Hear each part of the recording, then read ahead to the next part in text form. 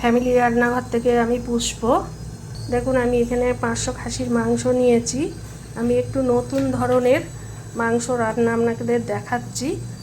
এইখানে দেখুন মাংসর ভেতরে আমি কিছুটা টমেটো কুচি দিয়ে দিচ্ছি, পেঁয়াজ বাটা দিয়ে দিলাম, কিছুটা দেখুন রসুন বাটা দিলাম, কিছুটা দেখুন আদা বাটা দিলাম পরিমাণ মতন। 500তে যতটা পরিমাণ দেওয়া যায় ততটা পরিমাণ দিলাম। একটু বেশি করে টক দই দিয়ে দিলাম, টক দইয়ের জলটা আছে দিয়ে দিচ্ছি। আন্দাজ মতো হলুদ দিলাম, আন্দাজ মতো লবণ দিলাম। এবার লঙ্কাটা পরে দেবো। এবার এটাকে আচ্ছা সে মাখবো।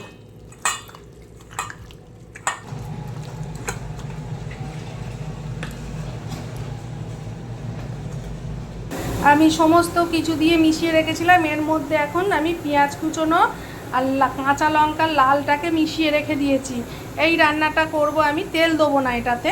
আমি তার পরিবর্তে দই দিয়েছি। দইয়ের যে তেলটা আছে সেইটা দিয়েই আমি রান্না করব। তখন তেজপাতা আর গোটা জিরে ফোড়ন দিলাম, তেল দিলাম না। টক দই অনেককেই ডাক্তার খেতে বলে, টক দইয়ে কোনো ক্ষতি হয় না। দেখুন জিরে যতক্ষণ না চটপট করে আওয়াজ হয় ততক্ষণ জিরে ভাজা হয় না। দেখুন জিরেগুলো লাফাচ্ছে, চটপট করে আওয়াজ হচ্ছে, এখন বুঝতে হবে আমার জিরেটা ভাজা হয়ে গেছে, তেজপাতাটাও ভাজা হয়ে গেছে। আমি এখন কি করব, এই যে এখানে ম্যারিনেট করে রাখা আছে সেই মাংসটাকে এখানে দিয়ে দেবো।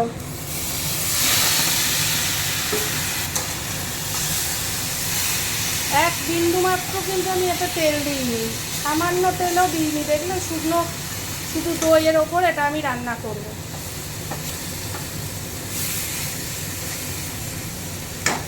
এটা আমি এখন একটু ওই বাটিটা ধুয়ে জলটা দেবো অল্প, দিয়ে ঢাকা দিয়ে দেবো।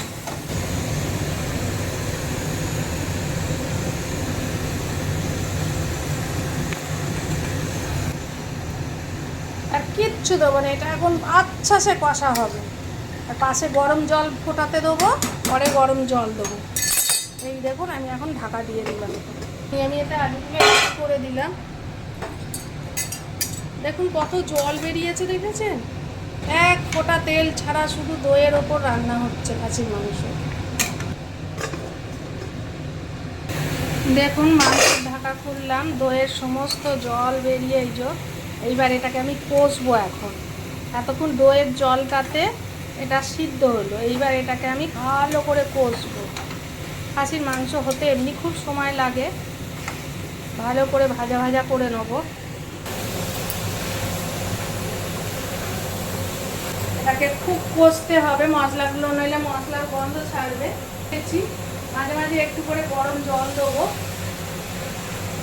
যখনই তলা ধরে যাবে একটু করে গরম জল দিয়ে এটাকে আমি কষাবো।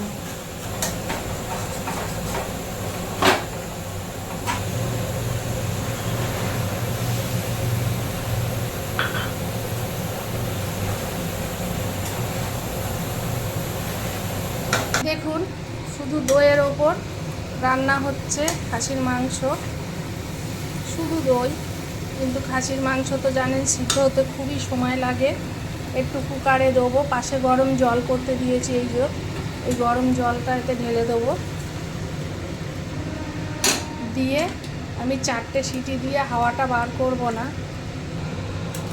খাসির মাংস কিন্তু কুকারে না দিলে সিদ্ধ হতে চায় না, একদম সত্যি কথা এটা।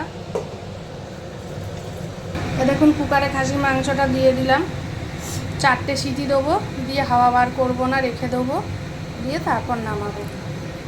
দেখুন খাসির মাংসটা শুধু দই দিয়ে রান্না করেছি, কুকারে দেওয়া হয়েছিল, 4টে সিটি দিয়ে হাওয়াটা ওর মধ্যে আটকে রেখেছিলাম। এইবার আমি এটা বার করছি, দেখাচ্ছি আপনাদের।